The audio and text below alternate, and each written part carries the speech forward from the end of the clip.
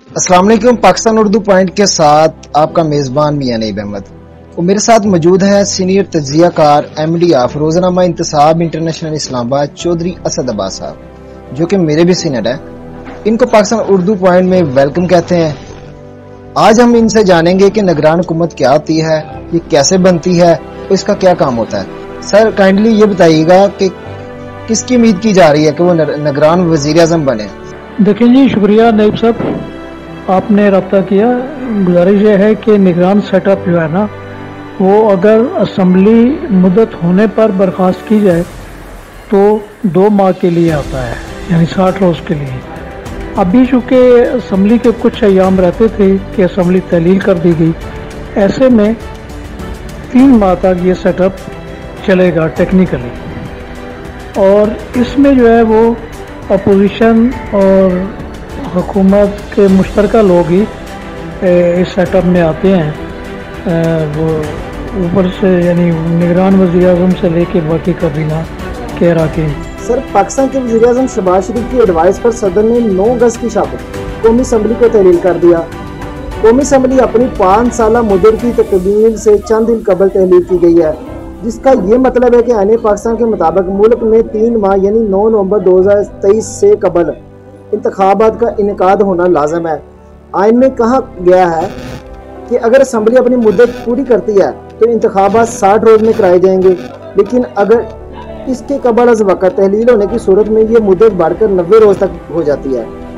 कौमी असम्बली की तहलील के साथ ही PDM की 1.5 साला हुकूमत का खात्मा भी हो गया है और अब एक निगरान हुकूमत आम इंतखाबात तक मुल्क का इंतज़ाम चलाएगी। जी सर, आप क्या राय देंगे इसके बारे में, क्या कहना चाहेंगे आप?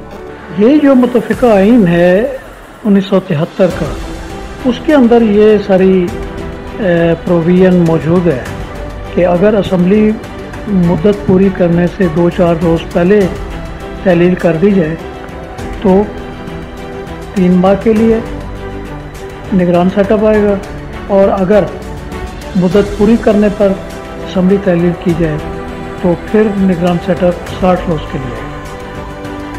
तो अलबत्ता ये कि मरदमशुमारी का एक क्वेश्चन, यानी मरदमशुमारी की रिपोर्ट तो आ गई, लेकिन अब उसके ऊपर एतराज़ात और फिर एतराज़ात को रिमूव करना, इस सारे अमल के लिए कोई 3 से 4 माह चाहिए। तो ऐसा ये लगता है कि शायद ये इंतखाबात 2023 की बजाय 2024 में जाकर। सर ये बताइएगा कि निगरान हुकूमत कैसे कायम होती है और क्यों कायम होती है? निगरान हुकूमत इसलिए कायम होती है कि इसका 1 पॉइंट एजेंडा होता है कि शफाफ और गैर जानबदाराना शख्सियात पर मुश्तमिल ये सेटअप इलेक्शन कराने का ज़िम्मेदार होता है। ये अलग बात है कि पाकिस्तान के अंदर तो हमेशा से ये रवायत रही है कि पार्टियों का कोटा चलता है और उन्हीं के ही लाइक माइंडेड लोग उसमें आ जाते हैं, ताकि वो जो इलेक्शन में चले गए हैं उनको फैसिलिटेट कर सकें अपने असर व रसूख के साथ हुकूमत में रहते हुए, जो कि बिल्कुल अनजस्टिफाई है और कानून के मुनाफी है। लेकिन पाकिस्तान में आप काफ़ी अरसे से ये देख रहे हैं कि एक सूरत हाल है, जिसकी लाठी उसकी भैंस, उसी फार्मूले पे अमल हो रहा है। पाकिस्तान में आम इंतखाबात के इनेकाद के लिए निगरान सेटअप की तश्कील उसे दुनिया के दीगर ममालिक से अलग कर देती है, क्योंकि अमूमन आजकल जमहूरी ममालिक में इस किस्म के किसी बंदोबस्त की मिसाल नहीं मिलती। खुद पाकिस्तान में सन 1990 के इलेक्शन से कबल पहली मरतबा निगरान हुकूमत तश्कील गई थी। इसके बाद सन 2018 तक होने वाले तमाम तरह इंतखाबात निगरान हुकूमतों की ज़रिए निगरानी ही हुए, मासिवाए 2002 के। 2002 के इलेक्शन के जो फ़ौजी अमर जनरल परवेज़ मुशर्रफ की हुकूमत की निगरानी में हुए, उसके लिए अलग से सेटअप तश्कील नहीं पाया था। पाकिस्तान में निगरान हुकूमत का क़याम आइन के शक 224 के तहत अमल में आता है, जिसकी ज़ैली शकों के मुताबिक अगर शक 58 के तहत असम्बली तहलील हो जाए तो सदर मुमलकत वज़ीर आज़म और कौमी असम्बली में कायद हिज़्ब इख्तिलाफ़ की मशावरत से निगरान वज़ीर आज़म तैनात करेंगे। ताहम ये तैनाती सदर मुमलकत का इख्तियार नहीं, बल्कि ये कायदे हिज़्ब इख्तिलाफ़ और वज़ीर आज़म के इत्तफ़ाक़ राय के बाद अमल में आती है। जब तक निगरान वज़ीर-ए-आज़म ना जाए, इस वक्त तक शहबाज शरीफ ही वज़ीर-ए-आज़म रहेंगे। जी सर, क्या कहेंगे इसके बारे में आप? देखिए, पहली बात ये जो बात ने की ना कि जनरल मुशर्रफ के दौर में तो प्रॉपरली निगरान सेटअप नहीं बना था, ऐसी बात नहीं है। मोहम्मद मियां सुमरो जो कि चेयरमैन सेनेट थे उस वक्त, उनको निगरान वज़ीर-ए-आज़म बनाया गया था और उसमें मुख्तलिफ गैर जानबदार किस्म के लोग चारों सूबों से लिए गए थे काबीना में। एक बात। दूसरी बात यह है कि जब तक निगरान वज़ीर-ए-आज़म का ऐलान नहीं होता, मौजूदा वज़ीर-ए-आज़म शहबाज शरीफ ही रहेंगे। वो एक दिन की बात है या 12 घंटे 14 घंटे की बात है, उसके बाद तो ज़ाहिर है वो अमल दरामद हो जाएगा, क्योंकि सदर ने। सर, अगरचे कौमी असम्बली 9 अगस्त को तलील हो चुकी है, लेकिन शहबाज शरीफ इसके बावजूद अगले चंद रोज़ तक वज़ीर-ए-आज़म रहेंगे।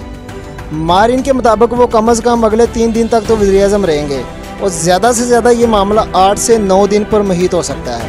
आइन की शक 224 के तहत अगर असम्बली तहलील हो जाए तो ख़त्म होने वाली असम्बली में कायदे हिज़्ब इख्तलाफ यानी राजा रियाज़ और वज़ीर-ए-आज़म शहबाज शरीफ ने बाहमी मुशावरत से किसी एक के नाम पर मुत्तफ़िक होना होता है और इस काम के लिए उनके पास असम्बली के तहलील से लेकर सिर्फ 3 दिन का वक़्त होगा।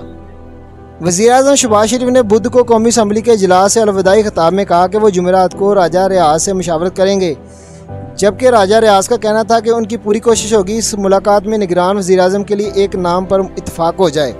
शहबाज शरीफ ने राजा रियाज़ के दरमियान एक बार नाम पर इत्तफाक हो जाएगा तो सदर पाकिस्तान इस नाम की मंजूरी देंगे कि जब तक निगरान वज़ीर-ए-आज़म ना आ जाए उस वक्त तक शहबाज शरीफ ही वज़ीर-ए-आज़म रहेंगे। सर, इस बात में कितना सच है, कितना झूठ है और आप क्या राय देते हैं कि वज़ीर-ए-आज़म किसको होना चाहिए? कौन वज़ीर-ए-आज़म आएगा या कौन बनेगा, इसके बारे में आपकी क्या राय है? देखिए, ये एक बात तो तयशुदा है कि जो 3 दिन की बात करते हैं, राजा रियाज़ से आलमोस्ट मुशावरत हो गई है, ठीक है, वो एक फॉर्मेलिटी थी जो पूरी हो चुकी है। और निगरान वज़ीर-ए-आज़म जो है वो जलील अब्बास जिलानी, जो कि साबिक सेक्रेटरी खारजा भी हैं और ये अमेरिका में पाकिस्तान के सफ़ीर भी रह चुके हैं। इनका जो सारी अंडरस्टैंडिंग है वो पीपल्स पार्टी के साथ रही है, सदर आसिफ अली जरदारी के साथ। जब वो सदर आसिफ जरदारी यहाँ पर पाकिस्तान में सदर थे तो इनके एक कज़न थे जो अमेरिका में लॉबियस्ट थे, वो उनकी लॉबिंग करते थे सदर आसिफ जरदारी के लिए, और ये सेक्रेटरी खारजा थे। फिर बाद में ये भी वहाँ पर एज ए सफ़ीर चले गए। तो इनकी एक रिश्तेदारी साबिक वज़ीर-ए-आज़म यूसुफ रज़ा गिलानी के साथ भी है और उनके एक भाई तसद्दुक़ जिलानी जो सुप्रीम कोर्ट के जज रह चुके हैं। और इस तरह ये पूरा ख़ानदान ब्यूरोक्रेसी में, सियासत में खासा असर रसूख का हामिल है और ये अच्छी शोहरत के हामिल है। मज़े की बात यह है, जो तज्ज़ियाकार और सियासतदान अभी तक 1-1.5 दिन में उनके बारे में तबसरा कर चुके हैं, वो। सर, अगर कायदे हिज़्ब इख्तलाफ और वज़ीर-ए-आज़म किसी नाम पर मुत्तफ़िक ना हो सके तो क्या होगा? कौन वज़ीर-ए-आज़म होगा या किसको बनाया जाएगा? तो फिर ये हुकूमत कैसे कंट्रोल की जाएगी? काइंडली बताइएगा। नहीं, देखिए ना, ये तो मैं आपको बता चुका ना कि उनका इत्तफ़ाक़ राय हो चुका है, फॉर्मेलिटी पूरी हो चुकी है और जिलानी साहब का नाम भी आ चुका है। अभी यह है कि आगे बढ़ने की ज़रूरत है कि अब अगला सेटअप क्या होगा। इसके लिए वज़ीर-ए-आज़म पे तो इत्तफ़ाक़ हो गया। बहुत शुक्रिया सर साहब, प्रोग्राम को टाइम देने का। पाकिस्तान उर्दू पॉइंट आपका जो है ना वो बहुत शुक्रगुज़ार है। तो मिलेंगे नेक्स्ट प्रोग्राम में इंशाल्लाह। इसी के साथ इजाज़त दीजिए मुझे और चौधरी असद अब्बास साहब को। तो देखते रहिए पाकिस्तान उर्दू पॉइंट। खुदा हाफिज़।